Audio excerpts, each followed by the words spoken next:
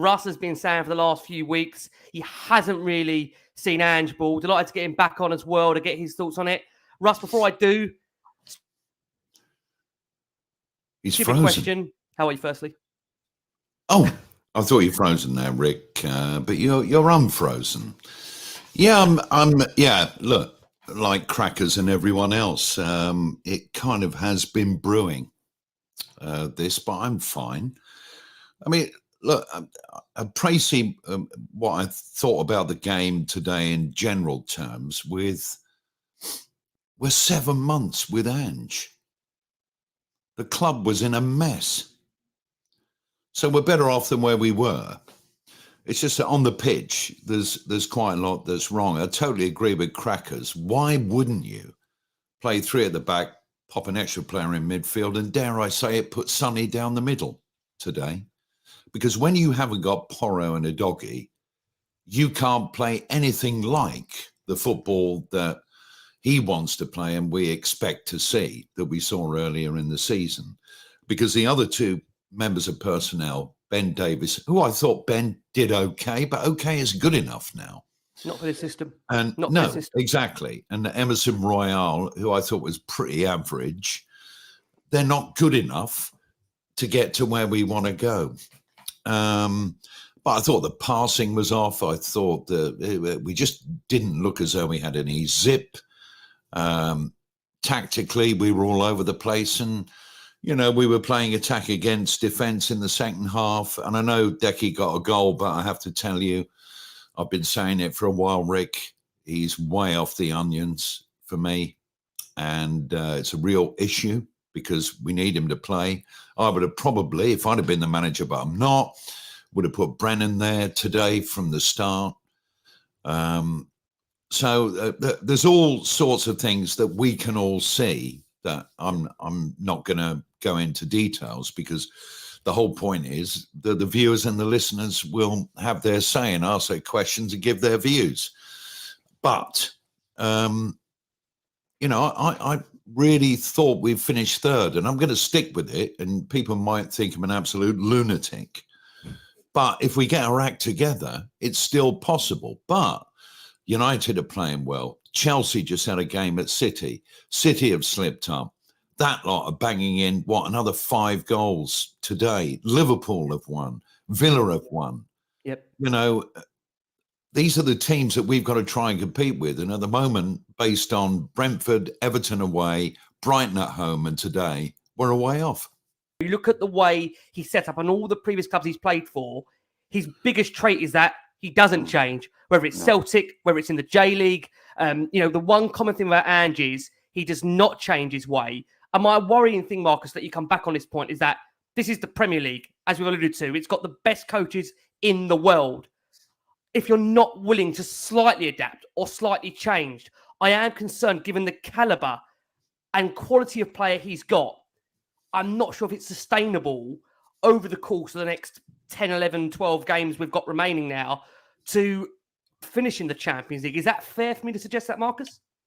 I think it's a really fair point. I just think that Ange is pretty stubborn, and he's not going to, because if he does change it, people will say, oh, okay, so you've had a couple of bumps in the road, you're panicking now. And if the results don't improve then, what does he do? I mean, the critical thing is we get the doggy back and we get Porro back as quickly as possible. We get Maddison back playing 100%. I've said about Richarlison on a number of occasions this season that I really admire his work rate. I like him as a footballer. I don't think he's good enough as a centre forward going down the middle in this Spurs team. I really don't. I think there has to be an upgrade in that regard. And he's also, the other thing, of course, is that we had this discussion actually on the Tottenham Way podcast. Sorry for the plug there. Does Ange know his best?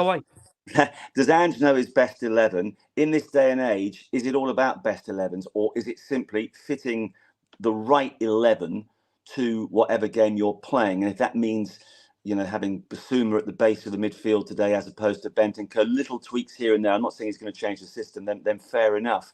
But we are still not seeing a regular starting 11 because, what I don't quite understand, maybe it's just bad luck. I mean, we've only had 3 cup ties. We're going to have played, 42 games by the end of the season. The least.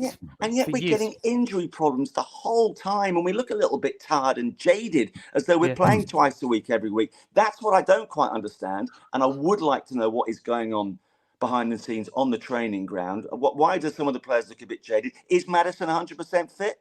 And that's another issue as well, by the way, because if he isn't, and he stayed on for 85 minutes today, and part of our problem, I think, is that we don't have an able replacement for James Maddison. And Lwosxi성mo comes on.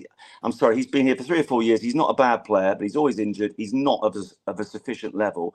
We need another flair player, because we just couldn't break down that resolute defence today. And we didn't really look as though we were going to be honest.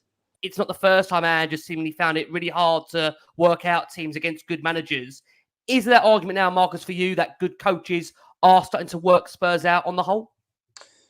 Well, yeah, because clearly they've been able to have a look at us for quite a long time now. And you know, Crackers and Russ are right. We're up against the best of the best. Gary O'Neill is proving himself to be a really shrewd manager. I think he's become the first manager to win twice at our place with different teams, because he did it with Bournemouth last season as well. So I think we have to give him a little bit of credit. So, yeah, the more we play, the more those other managers can say, you see, there's the gaps here. We know that we can press them. And it was one of those matchups today that always looked a little bit dodgy. And that's why Crackers actually has made a valid point that perhaps sometimes you do have to cut your cloth accordingly. But it's such a difficult balancing act. I mean, I had when I heard that Porro was out, Andrew Doggy was out, I thought, I wonder if Kulusevski could play at right back. I don't know if he'd be comfortable to do that. I'd love to have seen him perhaps try Kulusevski at right back. I know he hasn't been quite the force of late that we want him to be. I still think that he's one of those players that you can easily underestimate. And, you know, he's young as well. When you look at Kulusevski, I think, he's mid-20s. He's been around for a long time. He's still a young guy. I thought maybe today could have been an opportunity to play him there and maybe to start with Johnson further forward, or Werner, whoever it might have been. And try and tweak a few things in that regard, rather than play with Emerson, who, you know, as much as he tries, I think we all know is not going to be a long-term answer. So this is a vulnerable period. You come in as a new manager, you blow everybody away the first few games because nobody anticipated Spurs playing in the sort of free-flowing manner that they did. So now the question is, are you, A, brave enough to keep going? I think Ange is. B, are you good enough to work out where maybe 1 or 2 little tweaks need to be implemented? And then C, come the summer, can you identify the right players to take us on to the next level? And of the A, Bs and Cs, that for me is the most important dynamic. Was a fine finish from Decky. You know, a royal throw in. Richie held it up. Rick. Could have He needed it. But overall, look, great move from him. 6th goal of the season. I think it's the first since Forest back in December the 15th. You know, on the day, tried to make things happen in the final third.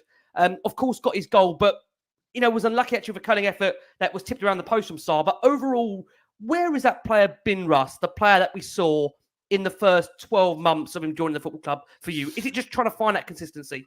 No, he's regressed for whatever reason. But I have to tell you, in Sweden, they refer to him as the best player in their national team. So he's revered there.